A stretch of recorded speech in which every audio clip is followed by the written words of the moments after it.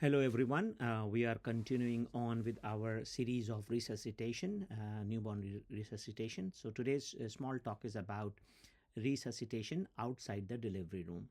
And again, I will highly recommend that the new edition of neonatal resuscitation is out, the 9th edition, and this presentation is reference to this chapter 13.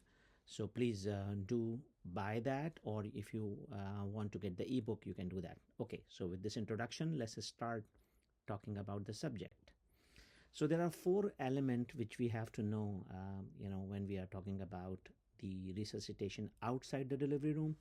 So first is, of course, what should we follow? Should we follow the NRP guidelines, or should we follow the PALS guideline? We are going to talk about this. Second thing is, like we talked about earlier in our presentation on NICU resuscitation, that etiology get precedence over the age of the baby, and in the outside hospital, of course, is because baby is newborn still, so the age does not apply, is basically the etiology.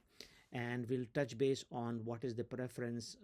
Either we should do the umbilical venous catheter, or we should do interosseous needle, and that really depends upon the scenario. And then we'll talk about the use of laryngeal mask over face mask in outside the delivery room resuscitation. So with this brief intro, let's start. And before we start, so there are four component of NRP or neonatal resuscitation.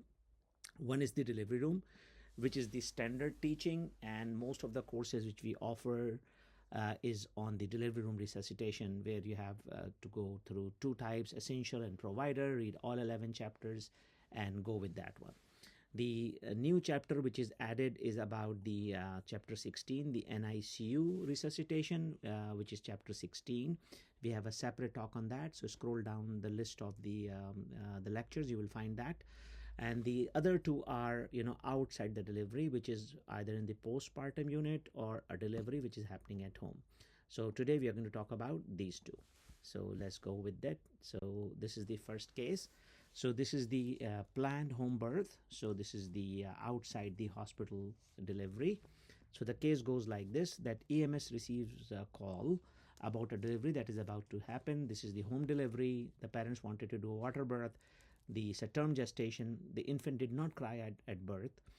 So of course, initially the infant was placed on the mother's chest, but then the newborn infant was ordered to be limp.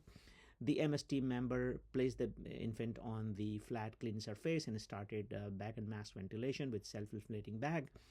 The point which we want to make, that in outside delivery, self-inflating bag is the way to go. The T-piece resuscitator and anesthesia bag or the flow inflator bags are not going to work in the outside delivery. Anyway, the case progresses. Then the team attaches the infant to the pulse oximeter.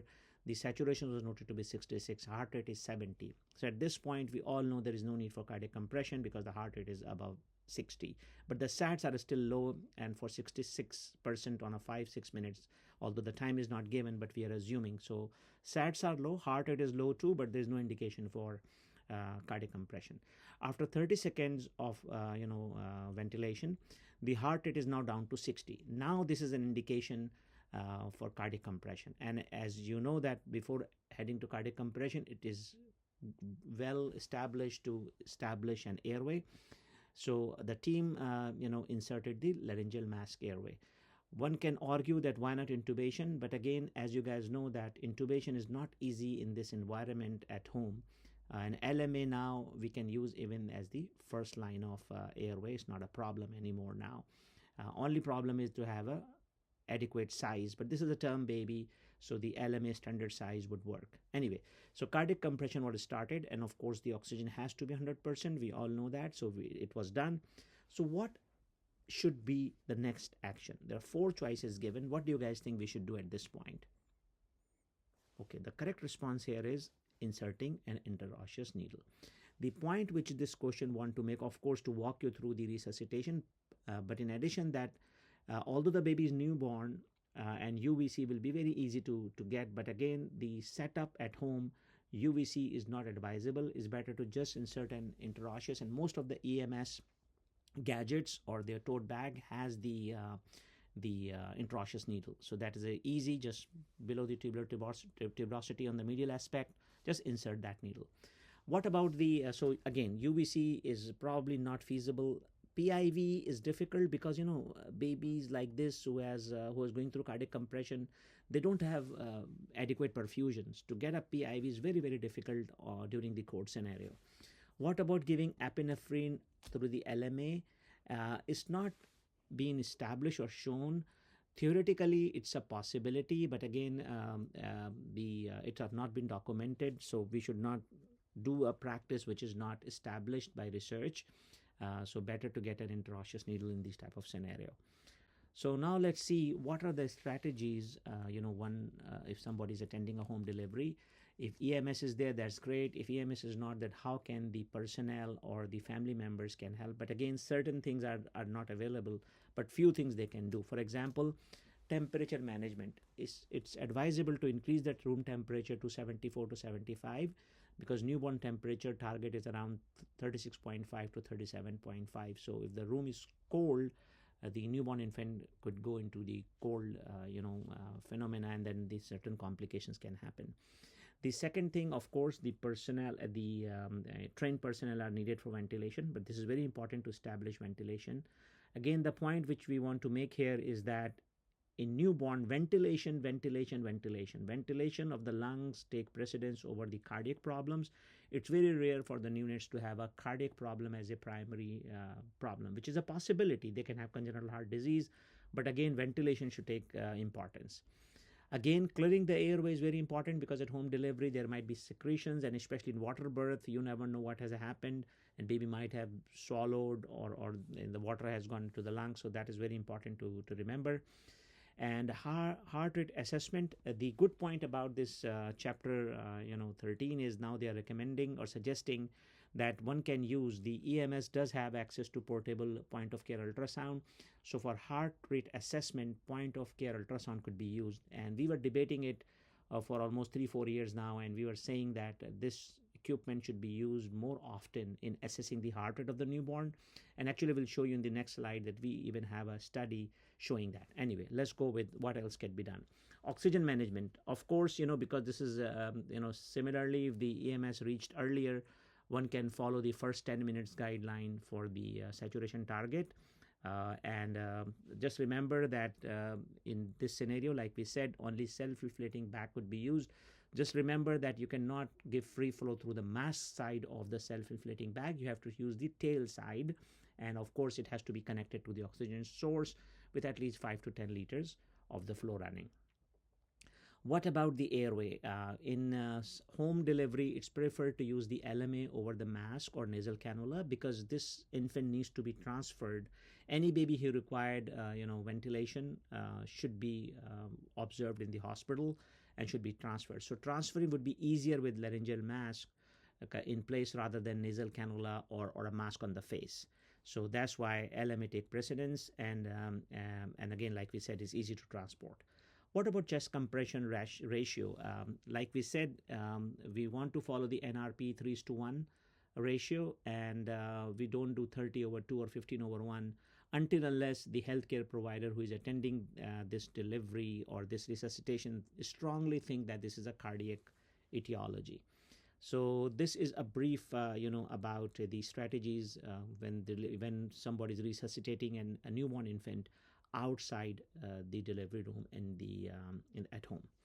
So, and the last one is vascular access, and this is very important because intraosseous, like we talked about in the case, is preferred over UVC because of the environment, sterility, and other element, because outside hospital, you don't assume it to be sterile, and inserting a catheter could be a risk for infection. And intraosseous is really easy. Now they have the drill gun. It could be done in with honestly one shot, and EMS are trained in that. But of course, they have to check with their licensure issues and all, but this is advisable. So like we said, you can pull this study. This study was published two years back, and we also have published the role of US ultrasound probe over stethoscope. I think we are underutilizing the portable ultrasound. So newborn's heart rate should be assessed, is very feasible and easy. And we think that the recommendation on outside hospital from NRP is really reassuring that they are advocating that heart rate could be assessed by using the point of care. It's a real time stethoscope. People are nervous. It's very difficult to really assess when a lot of adrenaline is going on to the system. So again, pull these two articles. They are available online. So now let's go to the second case. In this case, the resuscitation, we're going to talk about the postpartum unit in the nursery, or postnatal unit, many people call that. Whatever is your organization terminology, you can follow that. But basically is the area where baby goes after birth. A normal baby is being usually we do the couplet care, so babies, our newborn infants, are with the mother.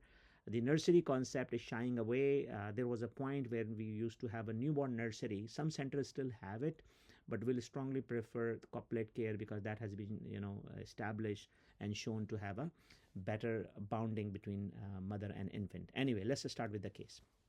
So a grandmother came running to the nursing station, shouting and crying that her grandson is not breathing. So the nursing team just rushed to the room. The infant was noted to be limp. The team member put the infant on the side bed and started initiating bag and mask ventilation.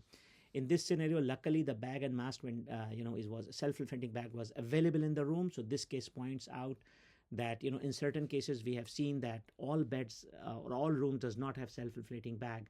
So this is something you have to debate with your hospital, that what's the importance of having the self-inflating bag in every room where the newborn infant is cared, because time is essential here, and you cannot run back and then bring the self-inflating bag.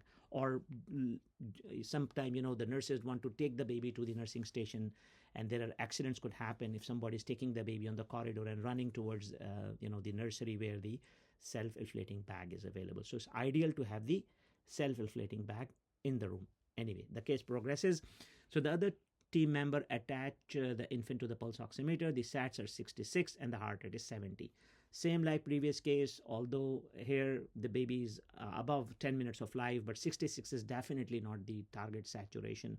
It has to be above 90 once the infant is from the newborn transition. So this first 10 minutes only follow either in the delivery room or in the home birth. But in postnatal wards and nursery, the infant is old enough and we should follow the saturation, the usual one in the infant, the 65 in 1 minute, 70 in 2 minutes, that is not to be followed.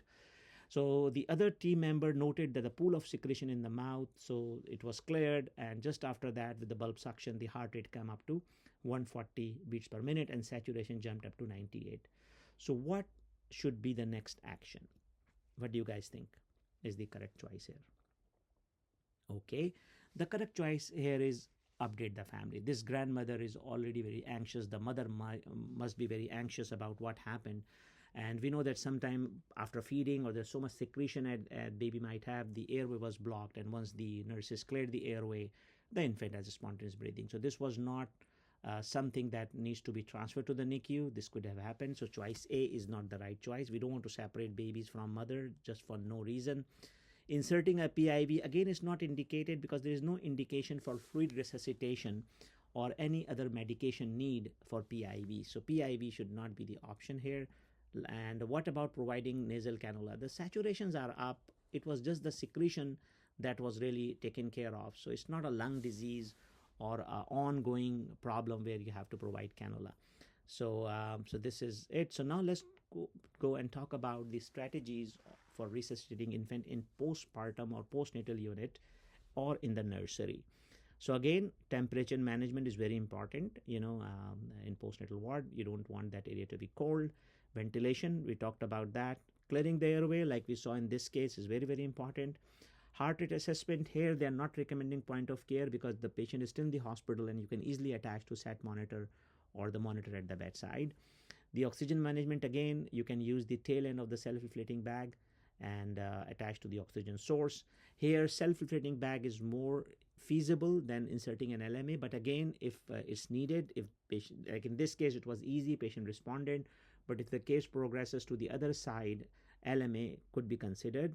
And because this is a hospital setting, many times you have somebody who is credentialed to do the intubation, so we have to call that person.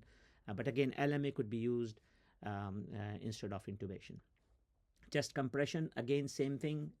We should follow the NRP 3:1. But again, as per the discretion of the provider, if provider highly suspect that this is a cardiology origin, then PALS could be followed with tachyarrhythmias or bradyarrhythmias, and they have all the algorithms. But like I said, it's very, very less likely needed in these scenarios. Vascular access in hospital scenario, UVC is preferred over interosseous because still in the hospital, the tray could be called from the NICU or from the delivery room, and a person can do it. Hopefully you don't have to, but if it's needed by that time, the infant could be transferred to the NICU. That's better. But if it's in a kid scenario, one can do the same thing like NRP, insert up to 2 to 4 centimeter and give epinephrine or fluid bolus if needed while the patient is waiting to go to the NICU. Last but not the least, don't try to scoop and run. Like I mentioned earlier, that there is a tendency, not only tendency, but sometimes the equipments are not available, and if infant is blue, not breathing, of course, natural human response to take the baby to the nearest area where these equipments are available. Like I said, this has to be discussed with the hospital policies and the resources, but likely not to do that because that can lead to accidents. But if nothing is available, and you have something which is like just few steps away, it's not a bad option to take the baby. But again, look at the practicality and the risk associated with that.